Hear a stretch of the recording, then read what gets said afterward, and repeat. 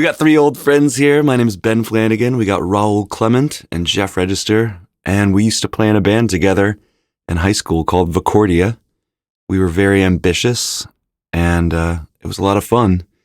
And after many years, we kind of, in a way, got back together to do what I at least think is a really interesting project. Yeah, so basically I just had the idea to create this EP. We each wrote a song on our own, wrote and recorded a song on our own. So I wrote a song. And I am not the maker of shattered fantasies. I had to look for cleaner air to breathe. And then I passed only my vocals to you, Ben. Only the vocal track. And I am not the maker of shattered fantasies. I had to look for cleaner air to breathe. And you added just harmony to it. So you did not hear any of my instrumentation, any of the chords. You don't know what key it was in. You know the tempo, but you did not know the meter, really, the rhythm, where the one was, for instance. You added chords to it. And I am not the maker of shattered fantasies. I had to look for cleaner air to breathe. And then you passed vocals and a strummed guitar to Raul, so he heard your chords to my vocals, and that's all he heard, and he finished the song. Basically, I mean, that to me was the biggest step, is really the final arrangement.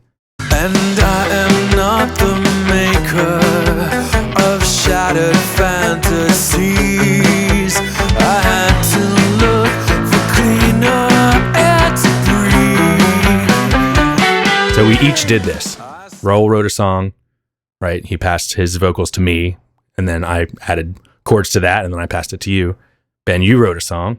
You passed it to Raul, and then Raul passed it to me, right? And then, so that last stage, we're all adding as many or as few, whatever, instruments as we want, and basically choosing the genre, choosing the feel, choosing the tone.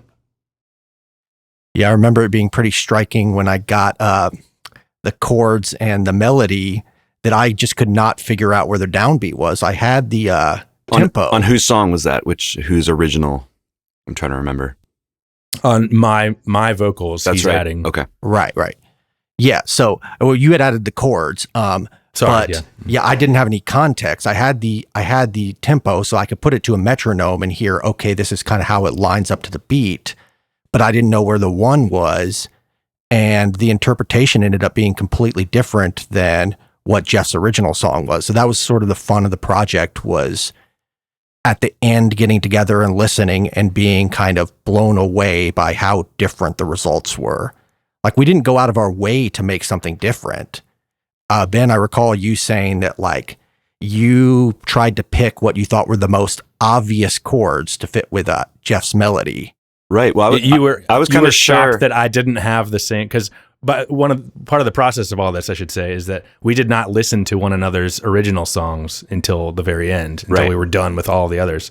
And I remember, Ben, you were shocked that I had different chords behind the melody that I sent you, because you were just sure it had to be this. I mean, I thought I cracked the code, so to speak, and also knowing, the three of us have a good shared musical language, and we love so much of the same stuff. Not to say, but we're all very creative people, so not to say that we would have done something generic, but I was like, oh, I know what chords Geoff was doing, and it was just completely different.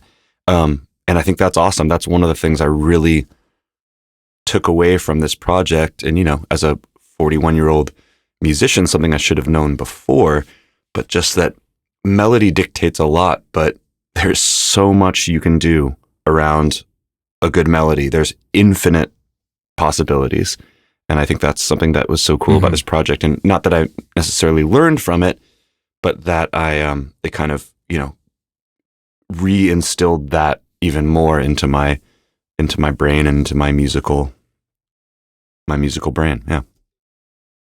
for anyone who might be listening that is not musical, as you pointed out, Ben, there are infinite possibilities. You can literally put any combination of notes behind a melody. Now, that won't necessarily sound good, and it helps to, have a sense of what the key is or what it could be to break the rules. You don't want to just throw a bunch of random notes behind, but you could, and you can add a context that you want and make like literally any chords behind a singing melody, which is why it was it's an open canvas. If you get a single melody, you have, infinite possibilities that you can play with. That was kind of the fun part, I think. Yeah, I think you could pick the most basic melody possible and do this 1,000 times, and you'd never hit on the right one. I'm using air quotes here, as in the original chords that the artist envisioned behind it. Mm-hmm. Without the context, you could do that for the rest of your life and never stumble upon it. So, one thing we should also talk about is Eric. Eric was our longest tenured drummer and huge creative force in this band, yes. Vecordia, back in the day. He was not part of this creative process as far as the genesis of it and the writing of it, but we implored him to add his drumming to it.